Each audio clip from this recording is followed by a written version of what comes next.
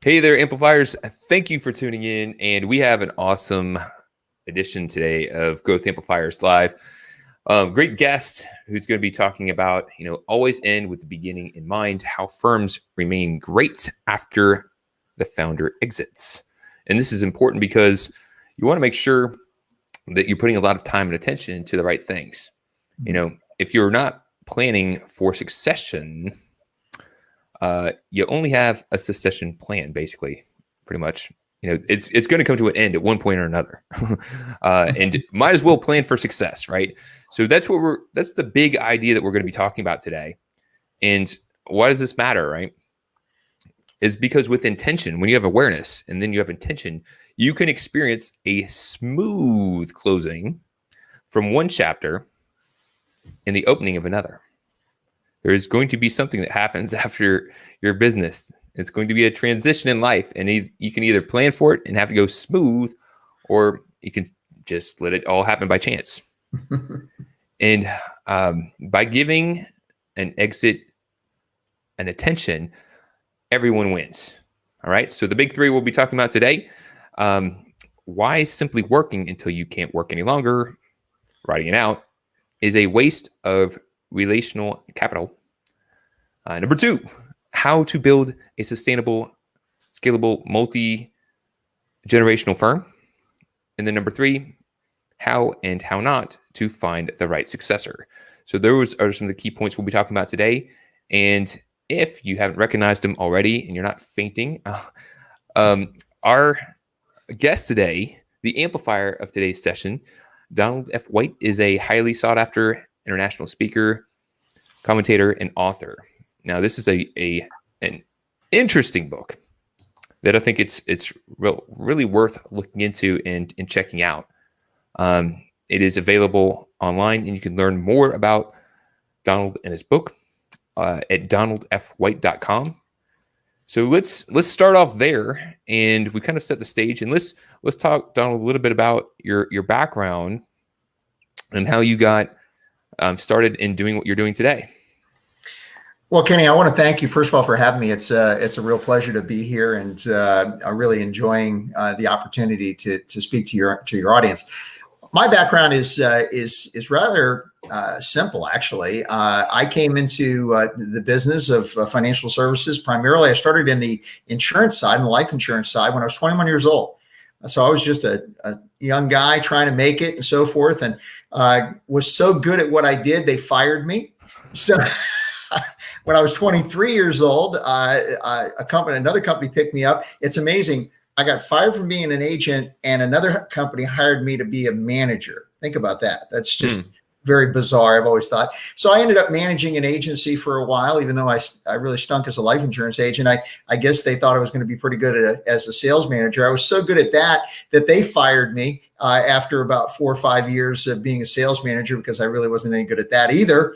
So I decided to try to start my own firm. That didn't work. And I ended up getting the break of my life really in 1986, when I was asked to go to work for a company called E.F. Hutton. Back in the day, E.F. Hutton was a brokerage firm, and they had a company that was really, really successful. And of course, those of you that know the history of E.F. Hutton know that in 1988, 3 years after I was there or joined the firm, they went out of business. and I was left with that. But every time, it's funny because I have a friend of mine said, Don, you just kept getting fired up. So you were an agent, you got fired up to sales manager. Well, you weren't any good as a sales manager, you got fired up to running your own company. Well, you weren't any good at running your own company, you got fired up to work for this wirehouse. And then they went out of business, you got fired up, and I became the regional vice president for another wirehouse called Prudential Beige. When I was at Prudential Beige, that was really the turning point for me. That was really when my career actually started to make some sense. I think when you're in your 20s and 30s, especially, you're trying to figure out, man, what's it all about? Right. And it really, for me, was really that, really trying to find out what it was all about. But by 1996, I had been with Prudential Base at that point for about 8 or 9 years, and 7 or 8 years, whatever it was. And I decided to again start my own company, and I did. And I started a full financial planning firm that was extremely successful. We ended up growing. We ended up merging with another company, and over a 25-year career, we ended up expanding to 5 different offices throughout Florida, managing a couple of $1 billion in assets as a group. It just really blew up. And I ended up selling that company to my partners in 2019, in October 2019, because I really wanted to do other things. I wanted to do more speaking. I wanted to do more teaching. I wanted to do a lot of other things. And that really was the precipice of the book. I decided to write the book because I couldn't find another book that told me how to do what I really wanted to do. And so I decided to write a book about how we did what we did. And warts and all, by the way, the book doesn't pull back on any of the, it pulls back the curtain, as my wife likes to say, because it really shows you the Wizard of Oz and what was really going on. And there was, how much of it was real and how much of it was just sort of our imagination. But it really was a terrific thing. And it's amazing. I had no idea that we were going to have a pandemic 6 months after I sold the company. But that actually turned out to be an interesting experiment for my process, for the things that I talk about in the book, because what has turned out is that our company, instead of going down after I left, grew 21% after I left. Yeah, man. Isn't that incredible? And I think that's the thing that I was most proud of. Not that I did well, but that the organization that we put in place, set these guys running with, they took those processes and continued them. And before we knew it, even in the midst of a pandemic, they did incredibly well. And we're looking at 2021. I've already seen their numbers for 2021. They are up another 15% year over year from July to July, which just is so exciting for me that these guys have done what we've done. So that's a little bit of my background. So I'm curious. Number one, there's a lot of people that would just be happy with the first achievement, getting their first business off the ground and seeing some success with that. So, along your different chapters, right, of your life, you've gained some knowledge that's helped you create this process. What is, if you had to like simmer it down to a key point, what do you think the key point would be for the people that are listening in on saying, man, I'm just trying to get my first business off the ground, let alone creating several and selling many? Well, I think it can be hummed down to one thing. It's always too early to quit. It's always too early to quit. If you think that it's, everything is about ready to blow up and so forth, it's always too early to quit. Yesterday the Olympics were on, and yesterday the Brazilian volleyball team. I'm a big volleyball fan. So my girls play volleyball. I'm a big volleyball fan. I decided to watch the Brazilians play the Argentinians because I thought, man, I really want to see the Brazilians are the best team out there. They're going to just kill these guys. And they were down 2-0, 2-0. And it's a best of 5. Right.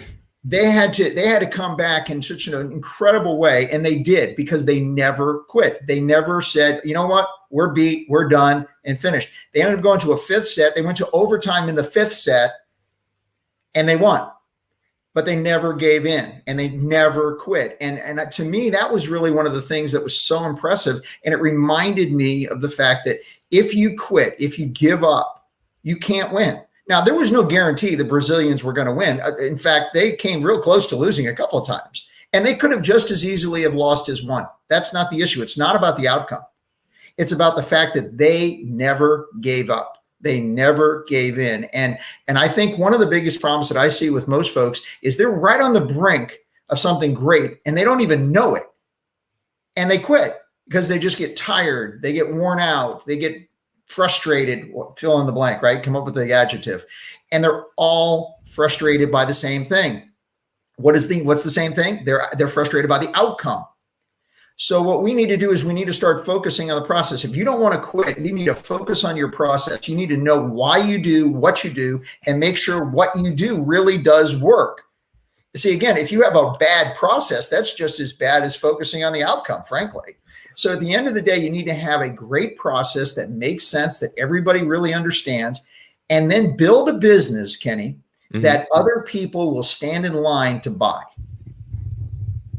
Build a business that everybody else wants to buy. It makes sense, because if you think about, I'm going to create a business that other people would want to buy. In doing so, you've created yourself a really good business. That's a great clarifying thought, and a good setup for this first topic. Really, is why simply working until you can't work any longer, writing it out, is a waste of relational capital. Yeah. So let's kind of dial into that. And I do know some people that are working really hard, and they're thinking, man, if I just work harder, I just push harder, I'll make this happen.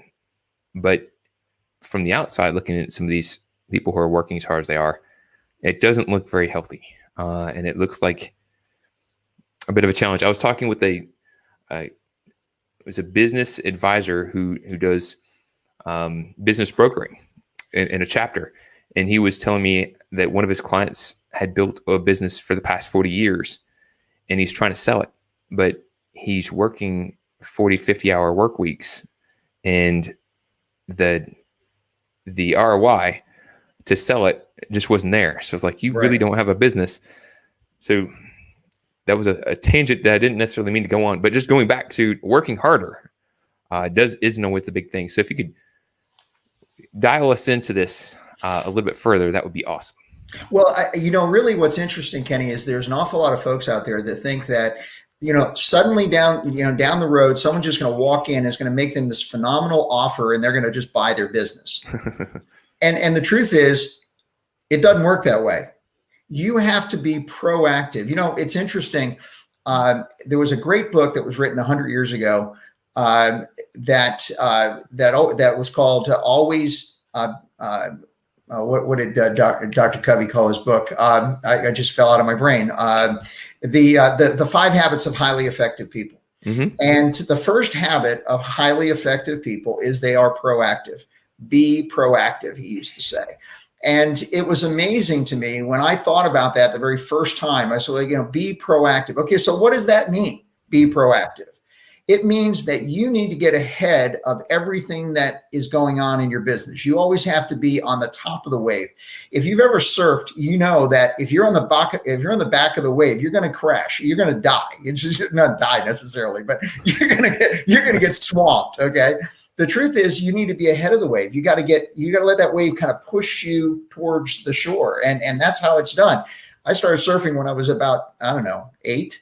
And, it's just a really interesting thing. The first time I got up on a board, I crashed. Second time I got up on a board, I crashed. I felt like I was going to crash until I couldn't crash anymore, until one day I figured out I had to be in front of the wave. And when I got in front of the wave, I'm 60 odd years old now, and I can still surf. It's a fact.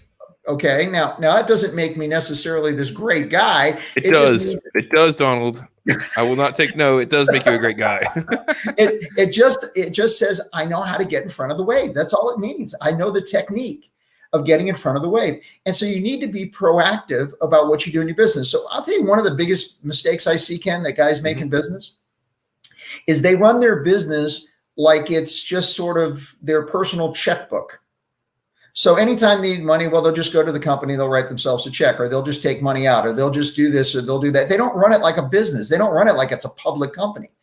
And if you run your business like it's a public company where every dollar is accounted for, everything is paid attention to, all of the things that are going on in your business, you hire people, not just count on yourself. I can't tell you how many times I see people that have businesses, even with employees, that when they're not there, the business ceases to exist. That's insane. I can't tell you how many times I would go out on speaking engagements. I had one in particular I'm thinking of right now. I was asked to speak down in Australia. They asked me to speak down there 25 times in 28 days. That meant that I was not in my office for over a month. And in that particular month, our business not only didn't go down, it actually increased its volume. That's a pretty awesome concept, and I admit that as a coach, as a person that has done a lot more one-to-ones, I've taken the scenic route to figure some of that out. But it's those journeys, it's those lessons. Yeah. A part of it came down to following the passion and seeing, like, how do I apply myself for my passion? Yeah. But then coming in, hitting a wall and saying, all right, you can't get beyond this with how your business is structured. You need to think around how to leverage that so that you can be systemized and productized to where you're not the linchpin that's preventing your business from scaling. And I see a lot of coaches and speakers and people that do have that challenge because they've built themselves as the only way the business can move forward. So if you're tuned in now and listening to that, it doesn't mean that all is lost. You just need to begin to think about how you can start working yourself in a position that's not critical for the business to go on without you. Yeah. So you get to that point, you can really have some success with leveraging the business that can run without you. Can I give you a perfect example of that everyone knows? Yes. Apple computers. Apple computers. Great example. Apple computers. All right. Now, Apple computers, we think of Apple computers today. They are the number one leading organization in the computer business, probably as hardware as well as software in many cases. But at the end of the day, we think of Apple as this unbelievable company, right? Mm-hmm. But in 2000, when it was being run by one guy, mm-hmm. Steve Jobs, right? One guy, and all of a sudden he had a group of guys that were around him that were his board, and they didn't like the way in which he was doing things, so they fired him. And Apple almost went broke because Apple was Steve Jobs. Apple was Steve Jobs. And after a while, after the business literally went down to nothing, in fact, you could buy Apple stock at one point for, I think it was $4 was the lowest it ever went down to. Mm-hmm. $4. Can you imagine buying Apple stock right now for $4? By the way, that's pre like 10 splits. Okay. So at any rate, the point is that they figured it out and they said, oh my gosh, we really made a mistake. We need to get Jobs back in here. Jobs went back in, but he also realized that for Apple to continue, he had no idea, by the way, that he was sick. He had no idea that he was going to die of cancer a few years later. The fact is that he went in there and he realized he had to run a company, he had to create a company that was not dependent upon him. Now, he could be the voice, but he didn't have to be the guts of the business. And when he did that, that's when Apple started to just blossom. And the next thing you know, they had iPods. The next thing you know, they had I think iPods were the very first thing. And then they had iPhones and so forth and so on, and Macs and, whatever. Okay. Mm-hmm. But the truth of the matter is that as long as it was Steve Jobs, all they had were 64K floppy disks that hung on the side of a little green screen computer. Wow. And when he turned it over and gave it to everybody else to just be, and he became the voice, and that's it. When he actually passed away, and it just kept right on going. In fact, it just kept on blossoming and blooming until we have what we have today, really a global empire that was no longer dependent upon one guy. I think it's probably one of the best examples I can give you. It is really a great example, and it's actually really relating to the second topic of how to build a sustainable, saleable, multi-generational firm. You got to make sure that it's the whole success of the business isn't dependent on your shoulders. If you can't continue it forever. So you got to build it in a way that you can teach other people to drive your precious baby, right? Right. And people are scared about that. So what's the high level view, the how-to of how people can really begin going down that line and start thinking about what they should be doing if they're they can start planning now for that future success? Yeah, well, there's three things absolutely that everybody can do. The first is run your company like a company that's for sale. Run your company like it's a company that's for sale. So that means you want to account for every dollar. You want to make sure it's profitable. You want to pay a lot of taxes. I know it sounds weird to a lot of people, but you want to have great retirement accounts. You want to have employee benefits. You want to have great employees that really want to work for you, because at the end of the day, that's the value of a company. The value of a company is its relational capital. It's everybody. Look, we all can see, you have a microphone sitting in front of you, right? It's this one. Microphones you can buy any microphone probably in the country and it'll do just fine, right? It's just a way to operate. It's not your business. Your microphone is not your business. You speak in, you want to make sure your microphone works, obviously, but the microphone is not the business. The business is what can be generated through that microphone. And that's what we're talking about. So we want to make sure that we've got the right people, the right things in store. So one of my key principles, and that I talk about in the book, is always put people over profit, and your profit will end up greater than the other way around. So when you put people over profit, your profits just escalate. When you put profit over people, your profits diminish. It's amazing to me. It's one of those dichotomies that no one can figure out. But to me, at the end of the day, that's one of the most obvious things that I learned in business, was that I always wanted to build my people up. I wanted to make sure my people were number one. And everything else fell in line behind that. That's such a critical element. A lot of the times when I'm working with business myself, and we talk about profits, but I say it's important to think about profits, but it's important, probably more critical, to think about it from the perspective that you're sharing, Donald. It's how you go about achieving them, how you go about achieving profit that's important.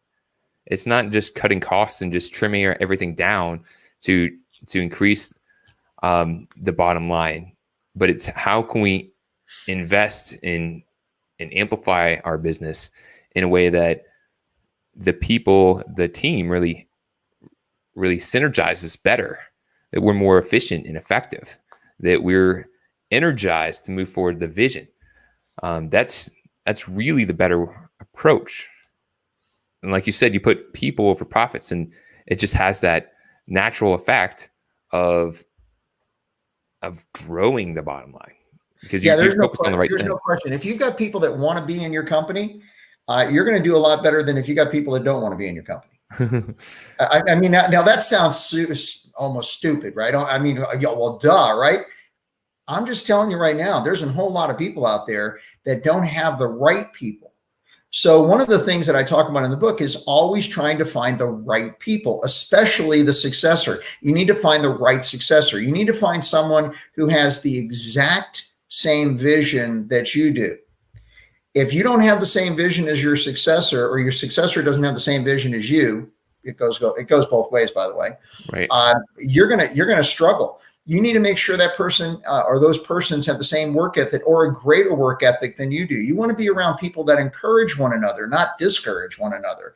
You want to be around people that truly accept the things they can't change and are willing to look at creative ways to go through it. And then most and foremost, you have to have people that are tenacious, that will not quit. Just we go back to the very first point that we made at the beginning.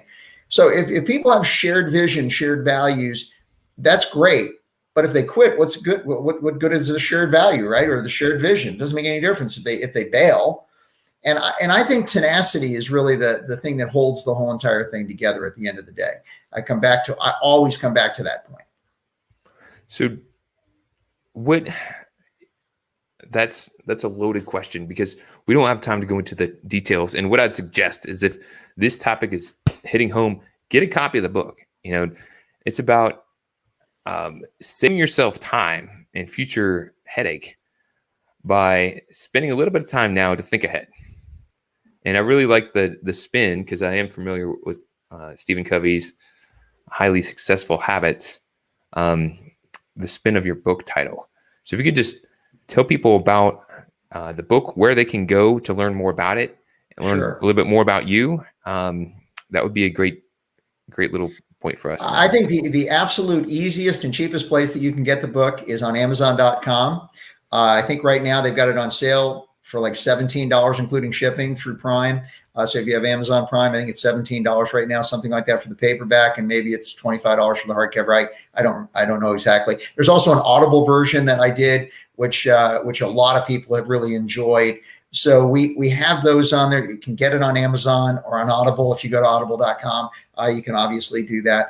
We're excited about the book. It's just been released. It's only been out for a month or so. So we're really excited about where it's going and what we're doing, and we think it's going to be something that people can use. That's the goal. And for those businesses, I know you work with different types of businesses and organizations. What are the types that you're seeking to connect with? Because you do speaking engagements, and you only have so many that you could do. So what type of people tuning in would be the type of people that you'd be looking to do speaking engagements for? So we've, for example, I have a speaking engagement here next month. Actually, it's going to be my first live speaking engagement since the pandemic, which is, I'm so excited about. It's going to be up in Amelia Island, Florida, for a group called The Top of the Table, which is the top of the $1 Million Roundtable group, which is an insurance group. Neat group, but we want to talk to anybody that's entrepreneurial. So CPA firm organizations. I just did a podcast for a CPA firm organization. Anybody that's a small businesses. Those are really what we're talking about. I've actually consulted with some pretty big businesses as well, but I really enjoy working with guys that have a couple million, $5 million, $10 million businesses that really are just they're at that point where they feel like they're in no man's land. How do I get this thing to grow, and how do I get it to get bigger, and so forth. My first book was called Building a Great Business, and we talked about that. It's how to take it from one level to the next level, and to grow your business from just a good business into a great business. And so I mean, those are some of the things that we've done, and I love the opportunity to get out there and share with anybody that's entrepreneurial, wants to learn those kinds of things. That's what I do. Super cool. Got a quick question in from the audience coming in here. And let's see. My business is still evolving and finding its way. Are there any instances it's too early to begin succession planning? Mark, it's so cool that you asked that question, because the truth is that you can never start planning your succession too soon. That sounds weird to a lot of people, because when you're literally, my father used to have this expression, Mark, and what he would say was, when you're up to your ears in alligators, it's hard to remember the original intent was to clean the swamp. And so, we find ourselves beating off the alligators and, fighting off all this stuff. And that's not even what the issue is. The issue is we're supposed to be cleaning the swamp, right? But that has always stuck with me, because you need to always focus on where you're going, not where you are. Because where you are is important, don't get me wrong. But at the end of the day, where you're going is much more important. And, I come back to my surfing analogy. If I'm out in the middle of the ocean and I'm fixing to, catch a wave, I need to get in front of that wave. That means I've got to pay attention to where I'm going. My goal when I'm catching a wave is to catch it and take it in. And I can't take it all the way in, obviously. I don't want to, there comes a point where I'm going to kick off the wave. But at the end of the day, I need to find a way to get in front of the wave. And if you do that early, the earlier you start to do that, the earlier you begin to put the processes in place, Mark, the better your company is going to be. And people will stand in line to watch you sell that company or to buy that company. It's been a pleasure, really, to have you come in and share your journey with us. Really impressive. And I'd highly encourage you, if you're tuning in, if you do have questions, remember, we do try to get questions to our guests, even if it's after the fact and replay. We try to aggregate those and see if we can pass them along. Make sure to connect online with Donald. He has different ways you can connect on social. Check out his book. And Donald, as a closing thought, one of the traditions we have with guests is to see if they could just share something that they learned on their journey that might be helpful for others to hear, even if it's not related to your book or your typical talks. Just anything that you'd like to share that been like, man, that would have been nice to maybe have learned a little earlier in my journey. I think the single greatest thing I didn't understand early on that I understand now is never overrule your gut. When your gut is telling you something, pay attention to your gut. And that may sound trite, it may sound trivial, but there's a spirit within every single one of us that's telling you what's good and what's not good, that's telling you what's right and what's not right, and what's telling you where to go and where not to go. And how often do we just violate that spirit within us that does not allow us to do what's right and to do what's really in the best interest of everyone around us? So never overrule your gut is one of my primary thoughts. Thank you very much. That we actually did a little commandments in our office one time, and that was actually one of them, because anytime we're like, well, it's just maybe it seems logical, like this would be a really good thing, even though our gut's telling us different. It always comes back to burn us, heartburn.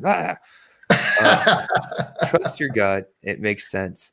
So thank you, Donald, for tuning in. Thank you, Amplifiers, for continuing to contribute, to share, and for being such a wonderful group. As if you're just tuning in for the first time, go to growthamplifiers.com/live so you could subscribe to future episodes.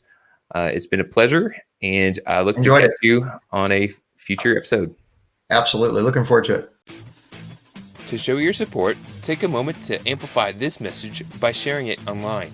To connect with me or gain more business growth insights, visit www.growthamplifiers.com. Thank you for your support.